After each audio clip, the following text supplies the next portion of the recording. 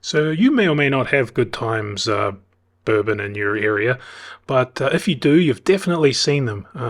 A lot of store picks, majority store picks, and they're normally very tated up with like hats and scarves, like you can see here, and some really radical finishes, hop honey, cacao, all sorts of really random stuff, and it's not really just in a finished barrel, but you can see that material in the bottle. You can see the honey, you can see the cacao. It's very, very thick and makes for some very, very interesting and delicious bourbon. So I was heading out to Kentucky and thought I'd come and find these guys. They are not that easy to find. I'll put the address up here, but Cox Creek Distilling. And it's just this shed in the middle of a big, huge parking lot, sorry. Yeah, and here's probably some of the barrels that they've used in the past to do their finishings. Really, really unique place with a bunch of really unique guys. So these guys seem to be living the dream. They, a couple of guys, a couple of buddies got together and bought some barrels from MGP and started doing really weird blendings and finishings. I think they started with 4 barrels and then 8 barrels and then 16 and just keep growing and growing. They have a couple of different bottle brands. They've got their Good Old Times, their Good Times, Good Old Times, and this Old Rick, which is bourbon and rye that they said was just too good to do any crazy finishes with. All this Old Rick was just really, really good. The 16-year was good. It was $300, so it was a bit too expensive for me, and I'd blown my budget already. But I got the 9-year rye. It was on special, normally $124 down to $99.99, and it was delicious. They were all really good. Even that light whiskey, 16-year light whiskey, I think they said they double oaked it because it was dark. It was much darker than any light whiskey I've ever seen.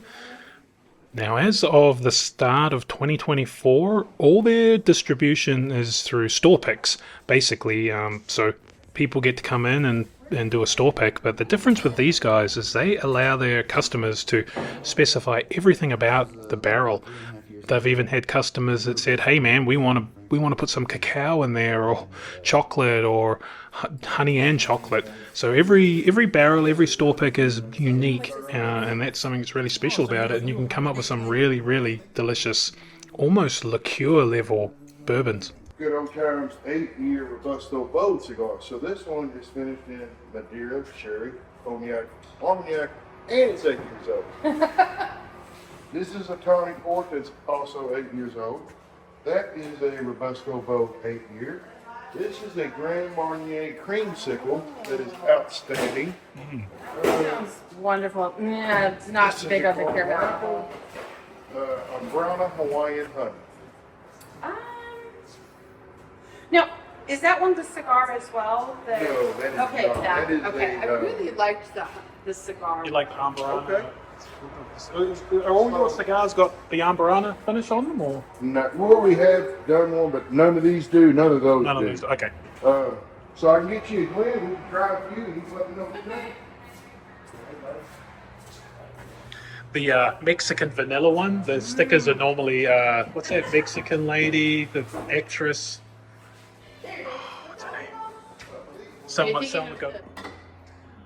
That whiskey thieving's not as easy as it looks either. It's not. It took me like. So there is a industry trick that I will not demonstrate here. Oh.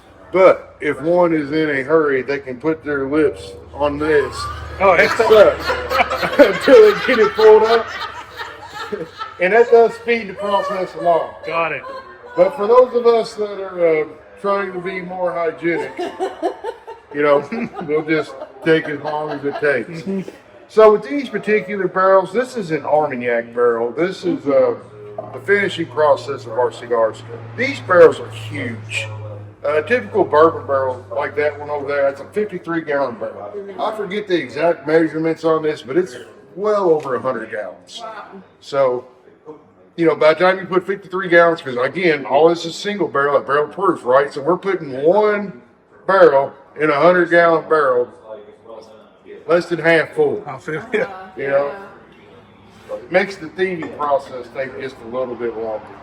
So yeah, if you ever see a Good Times bottle in the store, I definitely recommend picking it up. They're all great things, one-offs, so you may never see them again.